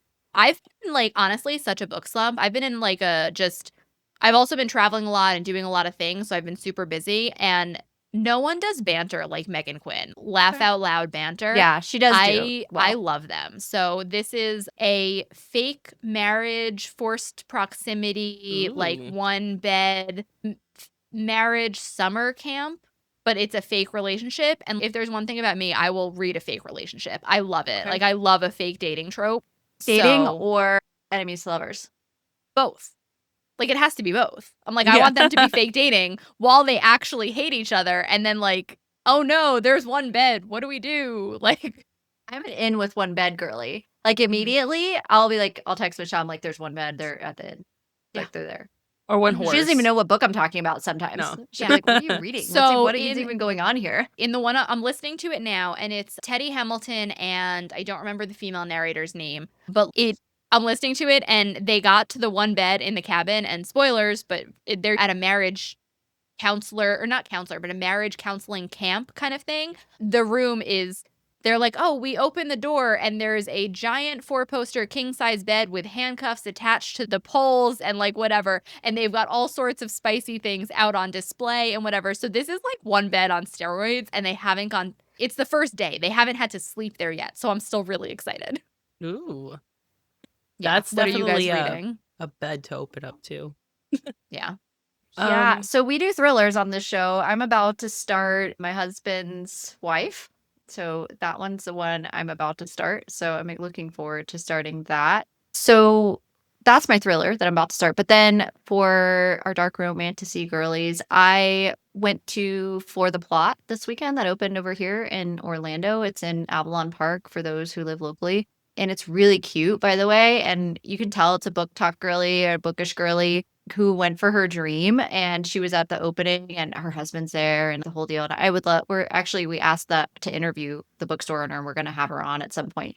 And I think it all plays into this idea in the series of interviews that we have of women inspiring women to just go for it. And so I'm really curious to hear her thoughts and feelings on, her desire to create the space, because it's wine, coffee, and books. And she has a little cafe and it's called For the Plot, and it's beautiful inside, and it's dark. It's gothic feeling. It's black. All the bookshelves are black. The interior is chandeliers, but not big, nice and decorative. And then the coffee space, she's got the full coffee bar. All of them are like titles of Tropes, are the different coffees that she has. It's really cute, very well done. The area to sit in for the husband and or readers is to the side, or significant others who don't read, I should say, is to the side. And then she has this really amazing space. But anyways, I bought this really beautiful Gothicana. And I have not read this yet. It's been on my TBR for, God, forever. And this one was just, the book art was so pretty. I was like, I need this. It's so I pretty. have the book Is somewhere, it but I haven't read it. It's over there. I don't know if you can see it, but it is there. Yeah. Yeah, so Mhm. it's by Runix, and she has a couple other books too, but I've Mhm. not read anything by her, and I've wanted to for a long time. So this is next on my TBR. So that's where I'm at. So we've got 2 books on deck that we're picking up really soon. So we'll see if we cover them on the show. I don't know yet, but we should do our research first, right? So there you go. What about you, Michelle? A couple weeks ago, I did a marathon where I read 5 books in a week, which was really fun. And You're so welcome. I had to not palate cleanse, but I didn't want to open my Kindle up for a little bit just because my eyes were tired. So I finished up my Tog listen, and then I'm gonna start Daggermouth since now it's been a couple weeks, Yes. so I think I can reopen my Kindle up and actually Dagger sit down Mouth. and read. Let's go. So I'm gonna be reading Daggermouth, and then I'm gonna start my ACOTAR listen through also. Nikki, have you read Daggermouth yet? Girl. I know. Honestly, I don't know anything about it. I just know that I've heard the name like 40,000 times. You need to read it and then report back What's with your the 30-second summary of it? It is the capital of Think Hunger Games. In the epicenter is called the heart, and then it flows outward, and there's these outer rings that are less desirable for a number of reasons. And there is an assassin on one of the outer rings who is getting put in place in a dystopian world to take out this ringleader of the heart, who essentially is a person of justice for the heart itself, and unfortunately has to unalive several people that we would probably as readers think of as innocent or not having done an actual crime. So think like level Hunger Games, dystopian level. Is it fantasy there's so many. or anything, or is it just dystopian? It's dystopian dark romance, true enemies to lovers. These 2 characters hate each other. In fact, she's been sent to kill him, okay, by the outer ring. Yes. So she has hated him for a very long time, and she's seen him on screen, as all the outer rings have. Think again, Hunger Games. She has hated him and his family for decades, okay? So this is where it starts to get juicy. Really true enemies to lovers. The banter is really good. The plot is really good. It's going to be a duology, so there's only going to be 2 books. Book 1 is already out. She's a Central Florida, Orlando local author, but also she just exploded, and you need to go read Daggermouth yesterday. So when you read it, report back. Yeah, I thought it was like a fantasy, honestly. I don't know why I assumed that was the case, like that it was like a dark romantasy or something, but that's good to know because I could use something like that. Oh, you could. I would agree. Okay. Dark dystopian romance. Do I'll it. report back. You won't regret it. Yes, please report back with your findings.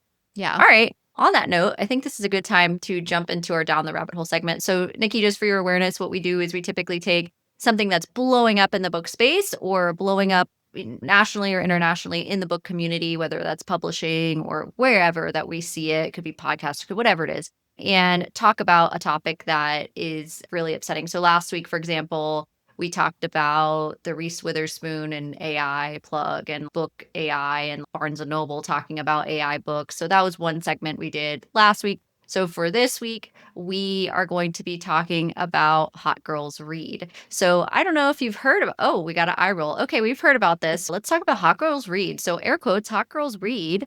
There is a company whom I'm deliberately not going to mention because I don't want to give this company any more positive feedback or promote them in any way, has decided to trademark the phrase Hot Girls Read. The intent being that supposedly this name of Hot Girls Read was a reason that this creator was supposedly losing content, losing different opportunities, things that were being taken from their shop were being copied because of this phrase. So they decided that they're going to trademark it. Now, the controversy of how this has just really gone out of control, and if you're following anyone in the bookish content space right now, they're probably talking about this, which is now anybody that uses Hot Girls Reads or has any merch that they've ever created for it is now subject or could be subject to copyright infringement. So we're looking at possible fines, having to take this down off of a phrase that is really, first of all, not credited to the person who created it. This is not hers. She did not create this name.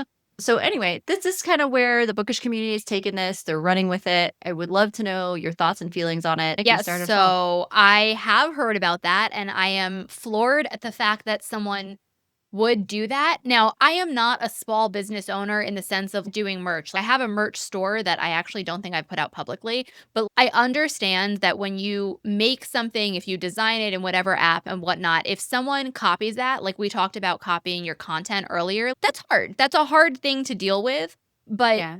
Hot Girls Read is a sentence. It is a generic phrase that really is not specific to any one person. And it, in fact, is a very inclusive statement that we like as bookish girlies to make about a lot of things.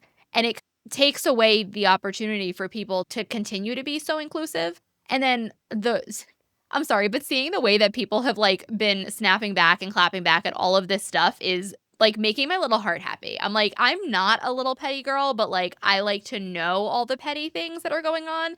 And I love seeing people doing that. I also did post a thread where I'm like, oh, gonna like drop some merch and trademark Hot Girls Read written in like millennial font with like a 0 for hot and like a Z for girls and like an exclamation point for the I and like a 3 in read for the E, like things like that. Because I'm like, it's wild to me that someone would do this. And I don't think it was with malicious intent, but I do think that it was not well thought out. And I don't know if this was an idea that was suggested to her in some capacity or like where that came from. And then one thing that I've also seen a lot of people talk about, and this is just what I've seen people post. I haven't done my own research, and I recommend that everyone does do their own research before speaking on things. But I've seen people talk about the fact that when they trademark something, it is now their responsibility to see if other people are potentially infringing on their trademark, and that it's now the trademark owner's responsibility to send the cease and desist letters to these people doing it. So, like, it would mean that she would then be the one who now becomes the villain in everyone's story to go after all of these small book merch stores and people who are doing things for fun and trying to make something of their designs and whatever it is that they want to do and try to go after them and try to take that away from them when all we're doing is trying to be an inclusive bookish space. So that's my rant. Anyway. Michelle? Well, and girls reads Hot Girls Anything. That's not even her thing. That was from Megan Thee Stallion, right? From Hot Girl Summer. That's where it came from in a way. And then it took off and people do for a lot of different things.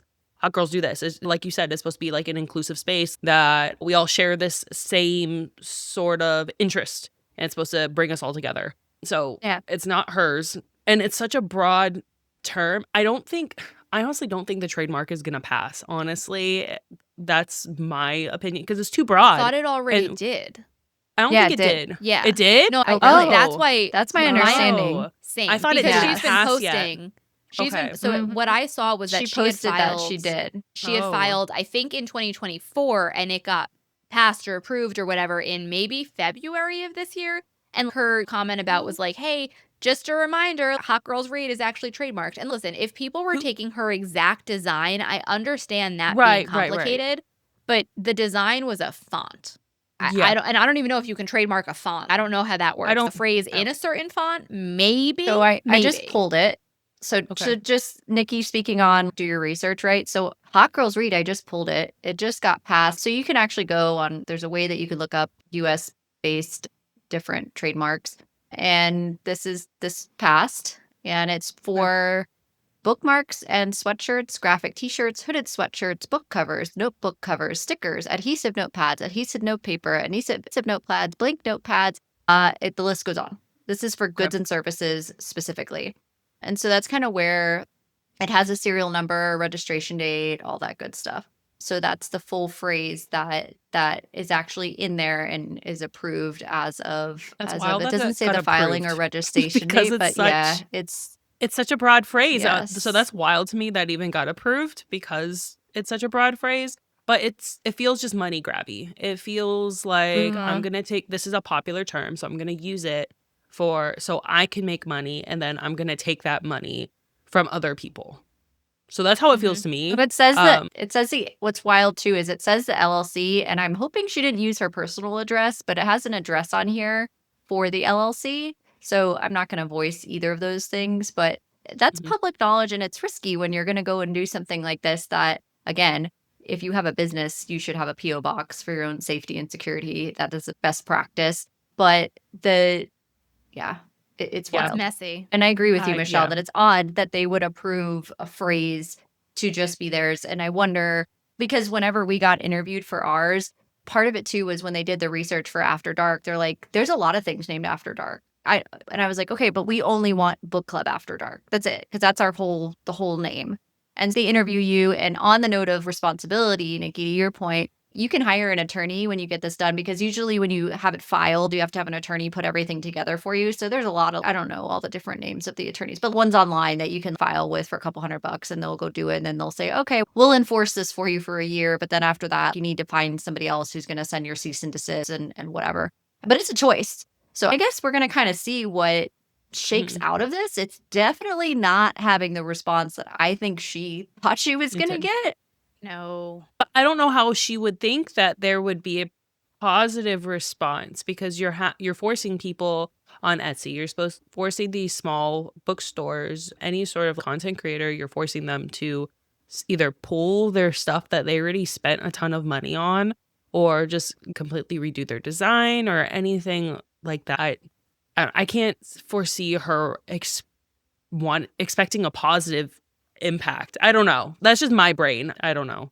Also, like, it's a phrase, and I know you're trademarking it, but like, it's not intellectual property in the sense of like characters and licensing, like all of Right. that stuff, which I know is a very different dynamic, but it's bizarre to me that you would do this. It's not like Hot Girls Read with my handle or something like that. Like, it's one thing to trademark something to do with your name or your business name or things like all of the actual specific information. This is so broad. And like you said, I can't believe it got approved when it's that broad. And there's a part of me that wonders, and I don't know anything about it. I've never trademarked anything, but like, I wonder what the process is for someone who's deciding whether or not to approve it. Did they do a quick Etsy search to see how many things are on there and go, oh, shoot, there's They're actually supposed to. thousands of items?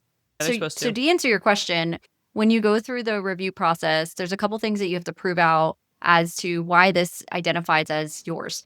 The reviewer and the attorney that takes your stuff together compiles data that should be reflective of how is this yours? How much content have you produced that makes it yours and your idea and your ownership? And what have you put into it to justify that this is enough?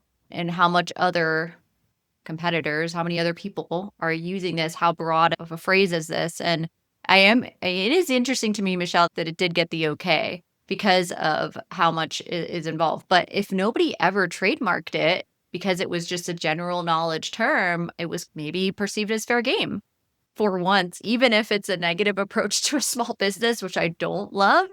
The intent of the book community is a good one. I feel like we're coming together and we're saying, hey, this is collectively ours.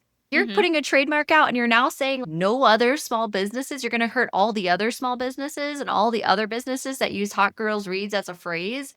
We can't say that anymore. We can't put it on any merch in any fashion. I read you the list. It's like my 15, question 20 is things also- that you can't make now that has it Right. on there. So my question with that, with Hot Girls Read being trademarked, can someone now make merch that says Hot Girls Read books? Or because Hot Girls Read is a phrase that's included in that, is that now not okay? It specifically says Hot Girls Read. So if you want to say Hot Girls Read books, I think you're okay all day. I don't Okay. think there's any problem with adding a word. You just can't say Hot Girls Read.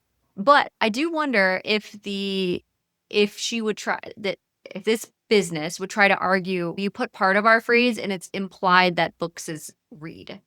I don't know. Like, how deep does this go? What are we trying to prove here? Right? I don't know. I don't see the reason and the drive to do this that she thought was going to be positive. And I'm sure, unless she's sitting here trying to be malicious about things, and if the goal was to create discourse in the community, cool, good job, Mazel Tov, you did You did it. But if I don't know what the positive end goal was in her going through the steps to do this that she started years ago. And actually, so on that note, there's a hotgirl.com. Okay, so we have Hot Girl Books. We all know what a Hot Girl Walk is. Yes, everybody on I the love a show. Hot So Girl those don't know what that is. Hot Girl Walk was actually started by a girl. She started this trend. She was doing positive affirmations, very in the line of the same type of things we were talking about, Nicki, where she was feeling under the weather and she's, I'm going to go for a hot girl walk. And she posted a video and said, I'm going for a hot girl walk. I just want to do me and my girlies. And she created a movement, right? So viral sensation creates Hot Girl Walk. That's her brand. She has a website now. She has a business called Hot Girl Walk. All the things, right? That's her thing. This is very different from that. Because this existed, she didn't create something viral that was her idea. That's not what happened here. I actually didn't know that, but I love that. Yeah. It's a whole, yes. It's this, if you go as Google it, someone it's who the whole does, thing. I go on hot girl walks. I love my hot girl walks. That's the lore behind Mhm. Hot Girl Walk. All right. But I think the reason this pissed so many people off is there is no good lore here. There is no good story. There is no, I created this, to your point, a business called this, and now everybody's taking my stuff and I created this. That's not Right. what's happening. Yeah. So now it's Yeah. time for mystery Q&A. So in this segment, this is where we ask each other random ask questions. So doesn't have to be bookish related, can be if you want to be. What is your ick when you read a book? What is your trope. ick? Yeah. Okay, Pregnancy trope. Okay, Mhm. Oh, fair. that was so Okay. fast that you said that. I You said it so I quick. don't like it. Okay, Okay. why not? Yeah. Okay. I like to read. That's just not what I want to read about. I like to read for the, I don't know, escape from the real world or the dark romance and the fantasy piece of it, the morally gray book boyfriend. I like to read for the fictional aspect. And I'm like, that's too much of a real world problem that people deal with. When I'm reading my spicy romance books, I'm typically reading it because I want to picture myself in that scenario. Although Mhm. I have a question for you guys, and I don't know. I think it depends on the day. If I picture myself in the first person in the FMC's head and from her perspective versus if I'm observing the scenario. Even if it's in a first person narrative book, I feel like more often than not I'm observing it, but I don't want to observe her morning sickness. I don't want to hear about that. That's not what I'm reading the book for. I'm reading for a fictional Fair. man to think about. Yeah, okay, that's So, fair. Yeah. As have Okay. gone through pregnancy, no, it's not a fun read. It's not fun to experience. Yeah, okay, that's fair. That's fair. Danny, what about you? Mhm. I don't like miscommunication. We've talked Yeah. about this. Yeah. I'm I with you also on am that too. not a big second chance romance reader. I usually Ugh. don't love it.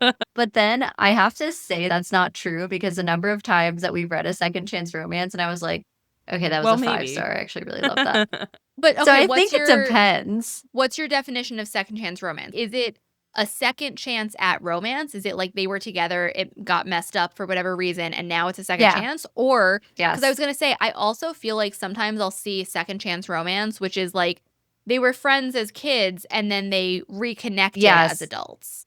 Yeah. So I don't like the one where somebody fucked it up the first time. So I'm like, there was a reason it ended to begin with. Like, right. Exactly. Yeah. mhm. And so I actually felt that way about Caught Up initially, and then I actually love that book. So I don't know. I feel because he fucked it up in that one, like bad, did her wrong for He the did. right reasons, but we didn't know the right reasons, and that's what was redeemable. Is we find out later that the reason he did what he did was the right thing, and I think Right. that's why I came around and liked the book. Whereas I don't love even the really dark romances. I don't love when we're being mean just to be mean. I don't enjoy reading that. It needs to have some kind of reason. And even if the trigger tells me a million times and I know what I'm getting myself into, even with essay and all that stuff, like I don't want to read that just to read it. It needs to be a reason that it's there. It needs to drive plot. We need to understand why that's happening. And then there needs to be like a learning curve. And if we don't get those items, like I don't want to read essay just to read essay. That's not what we're here for. And there have been some, I won't name the art authors, but there's a couple authors I've DNF'd because I'm like, we understand that this happened already. You don't have to have it keep happening. We get it. And that's graphic. And I don't necessarily need to keep reading it. Understood. I got it. So I found out in Game On that that brat kink. I have my not thing. read Game On. Okay, I'm not gonna I will spoil say it. that. I'm not gonna spoil it, but No, it doesn't. That's she a known fact. Yeah, Yeah, she you can say that. explores a brat kink, and I'm like, nope, that's not for me. So that was like, because usually with most dark romance, I can't explore SA. Like I can't trauma and whatnot. So I struggle with reading those books. I like with I'll Tell read it Game On and all first that. and tell her, "But this isn't She's for like, you." you can't- I'm in a you series can't- now that I yeah. haven't mentioned, and I wouldn't recommend this series. So even though I'm finishing the series, I also wouldn't recommend the series for her. You kind of, I know her boundaries of like where we wouldn't go, and yeah, so Yeah, consent Yeah. has to be very much present. Which if we like reading that sort of thing, that's your thing. But the brat But that's kink, I was like, exactly that's why ick. there are that's why there is trigger and content Right. warnings, because Exactly. what triggers one person doesn't trigger another people, and some Mhm. people like to read it, and for some people it's healing, and for some people it's triggering, and like that Mhm. that's why it's there. I have issues with people who complain about not liking what's in the books when they didn't read the trigger warnings. Mm-hmm. And I'm Yes. like, I read the trigger warnings because I sit down with a bowl of popcorn and go, ooh, this is what I'm getting into. Awesome. Yeah. But like they're there for a reason. Absolutely. yeah. But Mhm. I will say this. I'm fine with the trigger warnings. I know what I'm getting myself into. I've read Mhm. some very dark things, and that's okay. But I still stand by the fact of, are you doing it just to do it, or are you doing it because it's really part of the story and it's good writing? That's the difference. I want to read something not just for shock value. Great that you put it in there. Trauma usually builds that person, the person we're reading about. And oftentimes, whether it's the FMC or the MMC, if there's on-page graphic trauma happening, my hope is that the author takes that and does something with it, either turns it into a positive, or depending on the type of book we're reading, there's an intent as to why I need to know that story. And if there isn't, why are we reading about it? If it's fluff. And it doesn't matter if it's really dark or if it's about a dragon. I don't care what it is. If it's fluff, I want it out. I don't want it.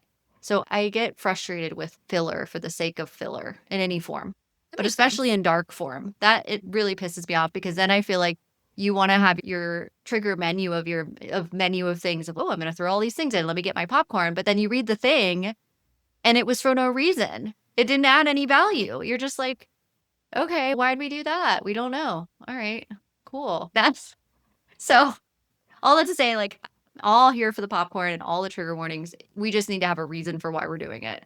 That's in my personal reading opinion. But Yeah, that makes yeah, sense. that answered my. Yeah. All right. Do you have a Danny- wild question for us?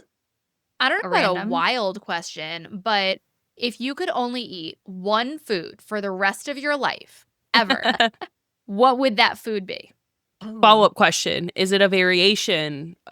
That food in any sort of variation? Yeah, is it? Yes. Yeah. Okay. Because there's a right answer here, just for the record. One food for mine would be sushi. I love sushi. Okay. Oh, that's what I don't know if that's your right answer, but It's not, but that's okay. That it would be mine. That we literally just had sushi earlier today, so I can eat sushi all the time in any Mhm. variation, because it can be cooked, can be just veggies. That's can true. be- That's fair. yeah. What I about was you, gonna say Danny? Danny, what's tacos. Okay. Because I That feel does like you have can make variety. Mhm. you can make it. Okay, is a sandwich a taco, and is a taco a sandwich? Oh my gosh. This is your fault, a hot- Nikki, for is a asking. hot this dog No, a question. taco? this is my fault. I know. Okay, wait. So is Because this helps answer my question. Because now, like, what's I the can make definition lot of a more taco? stuff.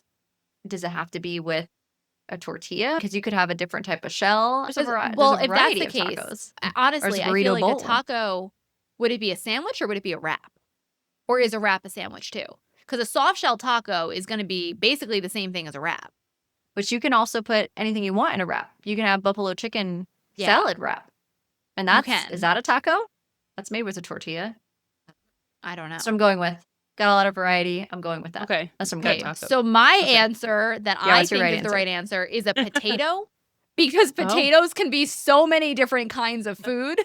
Okay. That's fair. Yeah. No, that's fair. Potatoes So are I was versatile. thinking, you can do so much with a potato. Mashed, Um, fried, French fries, all the chips. things. I worry about your protein Yeah. intake, Nikki, at this point. I do I worry mean, about Yeah, your I mean, protein you me can have too, baked it's fine. potato with bacon and chicken on it. That's No, still a See, variation. I'm saying you can't. You guys went Okay. I can do something that's totally variety and I can have all this Okay. different stuff. I'm talking about potato is a You food. wanna- Oh, okay. Oh, so, Yeah. That's okay. what we. That was my Okay. thought Okay. process. Okay. Yeah. Okay, so tomato. I love a tomato. You could put tomato in everything. Tomato. You put Italian food. You can put. Is that what we're saying? We can put I mean, it you in could. stuff. No, I'm talking about literally if the Like the only object thing can you be. get to consume for the rest of your eternal life is a tomato. So much deeper of a question than I thought about. No, we're in Here trouble for the if that's the only mystery. thing I pick. I choose an Yeah. avocado.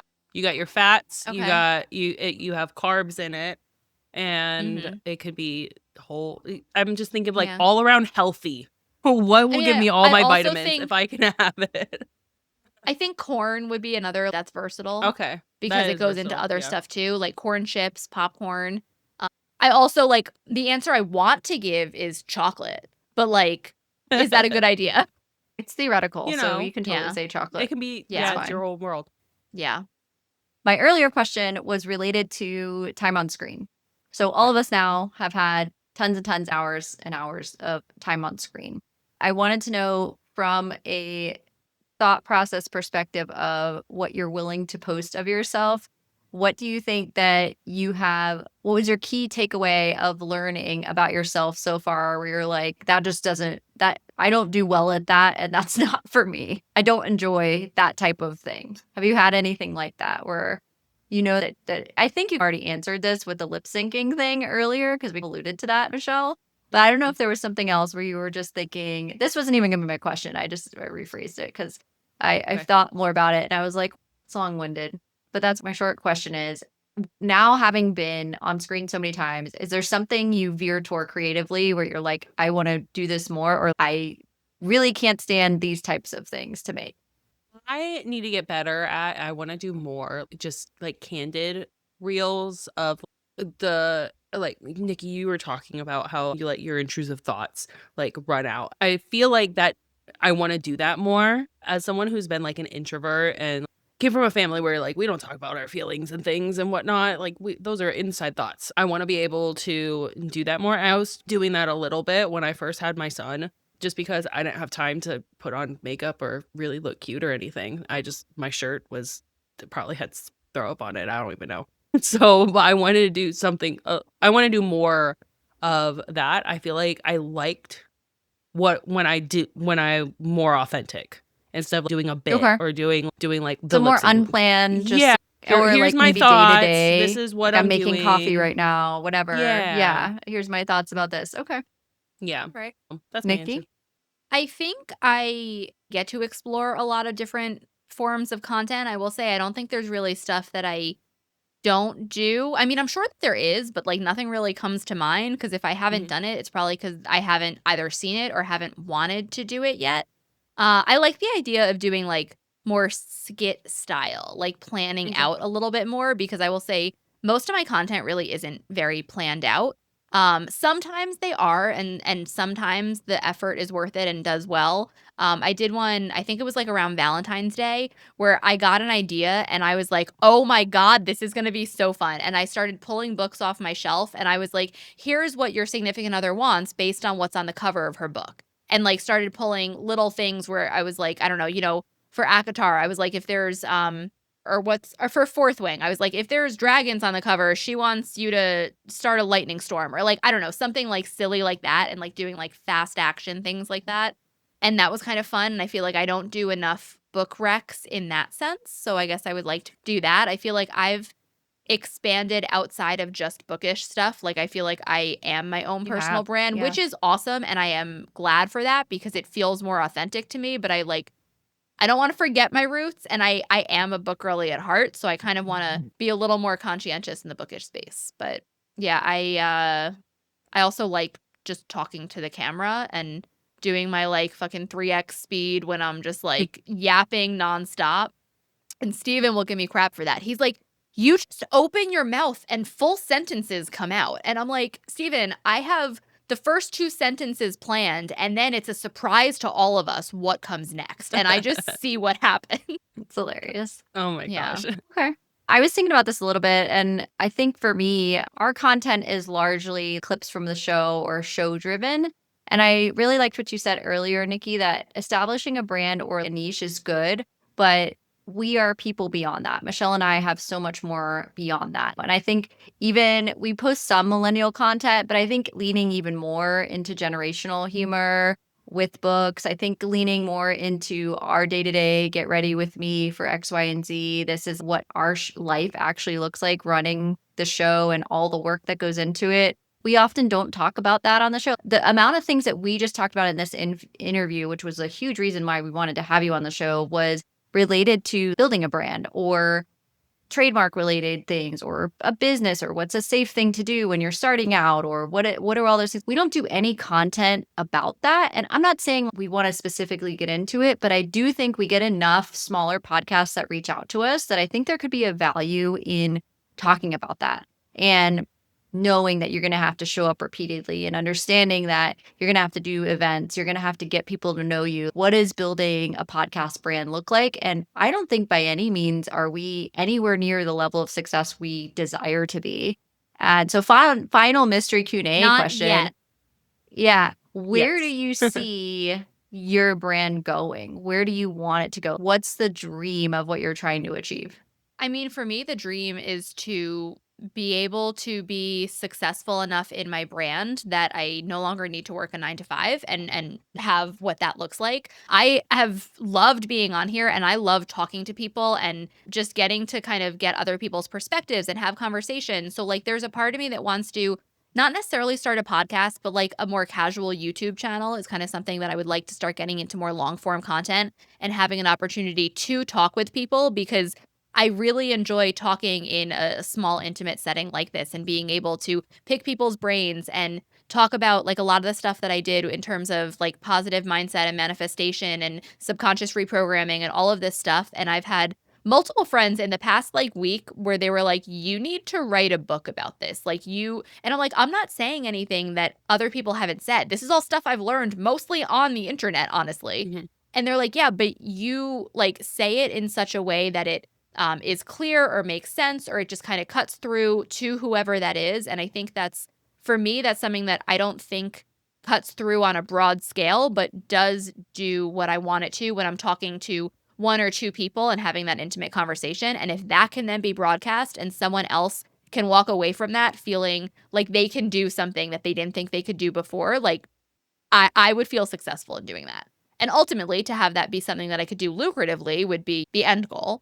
But in terms of like goals for social media, I am doing content coaching and I am enjoying that because that's the opportunities that I get to help someone potentially reshape their life or their world or their social media in whatever capacity that looks like. So I like to continue to do that. I would like to do some group coaching opportunities because that's how I got into manifestation, and doing it with other people who are in the same boat as you gives you a support system and people to lean on. And I think that goes for social media too. Like I started and within the first month, I had 3 of my closest friends who are still 3 of my besties we have a group chat going and it's constant. Let's see what's going on. We're all across the country. And like, I would not be where I am in social media if I had not had that support system at the beginning and had that hype team to be like, no, we're doing this too. And you can totally do this.